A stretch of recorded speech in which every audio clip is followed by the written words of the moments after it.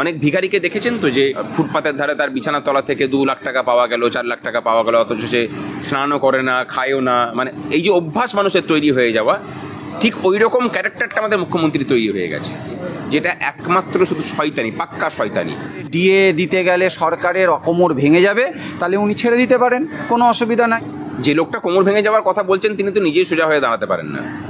মানে রাজ্য সরকার যাকে আইনজীবী হিসেবে ওখানে পাঠিয়েছেন, নয়, একদম হিসেব নিয়ে দেখাতে হবে। আমরাও হিসেব নিয়ে যাব, সেটা যদি উনি প্রমাণ করতে পারেন, আমরা ওখান থেকে একদম লিখে দিয়ে আসবো যে কোনো ডিএ প্রয়োজন নেই।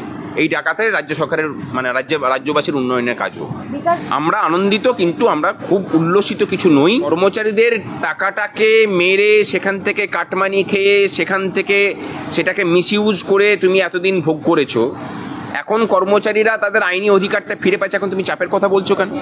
কর্মচারীরা কাজ করেন, কর্মচারীদের একটা নির্দিষ্ট সাংবিধানিক কাঠামো মেনে তারা তাদের পারিশ্রমিকটা ঠিক হয়, সেই পারিশ্রমিকটা দিতে হয়, যেটা ভারতবর্ষের প্রত্যেকটা রাজ্য সহ কেন্দ্র নিয়মিতভাবে দিয়ে আসে। ব্যতিক্রম শুধু পশ্চিমবঙ্গ সরকার, যেখানে অবশ্য সরকার চলে না, এটা হচ্ছে একটা মানে প্রাইভেট লিমিটেড কোম্পানির মতো বলতে পারেন, যে আমার ইচ্ছা হলো আমি দিলাম, আমার ইচ্ছা হলো না আমি দিলাম না। 2010 পর্যন্ত পশ্চিমবঙ্গের কর্মচারীরা কেন্দ্রীয় হারেই এই বেতনটা পেয়ে এসেছেন। তারপরে কিন্তু এই মহার্ঘ ভাতাটাকে এই সরকার বন্ধ করে দেয় প্রায়। সুতরাং প্রশ্ন হচ্ছে যে তোমার আর্থিক সক্ষমতা ছিল, তুমি একটা নির্দিষ্ট কাঠামো তৈরি করেছিলে, আইনি কাঠামো, যে কাঠামো মেনে তুমি দিচ্ছিলে। 2010-এর পরে তুমি যখন এলে, কর্মচারীদেরকে তার আগে গালভরা প্রতিশ্রুতি দিয়েছিলে। যখন এসে পরে তুমি তোমার নিজের রূপ দেখিয়ে কর্মচারীদেরকে অধিকার থেকে বঞ্চিত করলে। তাহলে কর্মচারীদের টাকাটাকে মেরে, সেখান থেকে কাটমানি খেয়ে, সেখান থেকে সেটাকে মিসইউজ করে তুমি এতদিন ভোগ করেছো।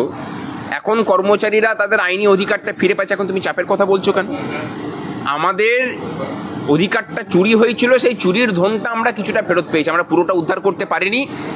কর্মচারীদের টাকা মমতা ব্যানার্জির সরকার চুরি করেছিল। আপাতত সুপ্রিম কোর্ট তার 25% ফেরত দেওয়ার কথা বলেছে। এইটুকুই। আমরা আনন্দিত, কিন্তু আমরা খুব উল্লসিত কিছু নই। তার কারণ হচ্ছে যে এখনও 75% বাকি, তার সাথে তার ইন্টারেস্ট যোগ হবে। আর তার থেকে বড় কথা, বর্তমান রোপাতেও মানে বর্তমান যে বেতন কমিশন চলছে, সেখানেও এখনও পর্যন্ত 37% বকেয়া রয়েছে।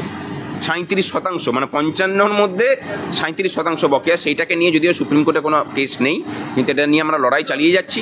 আশা করি সেটাকেও আদায় হবে। আর সুপ্রিম কোর্টে এই রায়টা, পরবর্তী রায় পজিটিভ হলে পরে ওর প্রভাব এর উপরেও পড়বে। টাকা তো কোনো সময়ই থাকে না, কিন্তু ওনার সাধের যেসব প্রকল্পগুলো হয়, তখন দেখা যায় যে ঝুলি থেকে টাকাটা বেরিয়ে পড়ে। অনেক ভিখারিকে দেখেছেন তো, যে বাসে ট্রেনে ঘুরে বেড়ায়, খবর হয়, আপনাদের বিভিন্ন চ্যানেলের মাধ্যমে খবর করা যায় যে তার ফুটপাতের ধারে তার বিছানার তলা থেকে 2 লাখ টাকা পাওয়া গেল, 4 লাখ টাকা পাওয়া গেল, অথচ সে স্নানও করে না, খায়ও না। মানে এই যে অভ্যাস মানুষের তৈরি হয়ে যাওয়া, ঠিক ওই রকম ক্যারেক্টারটা আমাদের মুখ্যমন্ত্রী তৈরি হয়ে গেছে।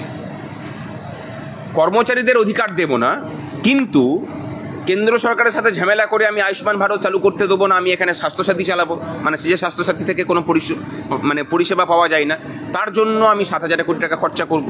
আমি দুর্নীতি করব, দুর্নীতি করার জন্য আমার 100 দিনের প্রকল্প বন্ধ হবে, তার জন্য আমি 7,000 কোটি টাকা খরচা করব। কেন্দ্র সরকারের আবাস যোজনা, প্রধানমন্ত্রী আবাস যোজনা, সেখানে দুর্নীতি হবে, কেন্দ্র দেওয়া টাকার হিসেব চাইলে আমি সেই হিসেব দেবো না, আমি বলবো যে আমি আমার টাকা থেকে খরচা করে দেবো। তাহলে সেই টাকাগুলো আসছে কোথা থেকে যদি টাকা না থাকে?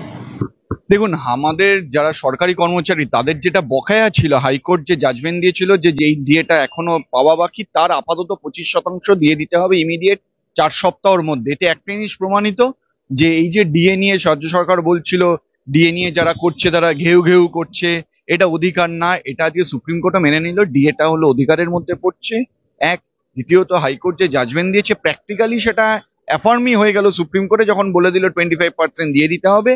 এবার বাকি 75% নেক্সট হিয়ারিং এর মধ্যে দিয়ে দিতে বলবে, কিন্তু আপাতত 4 সপ্তাহের মধ্যে 25% দিয়ে দিতে হবে রাজ্য সরকার।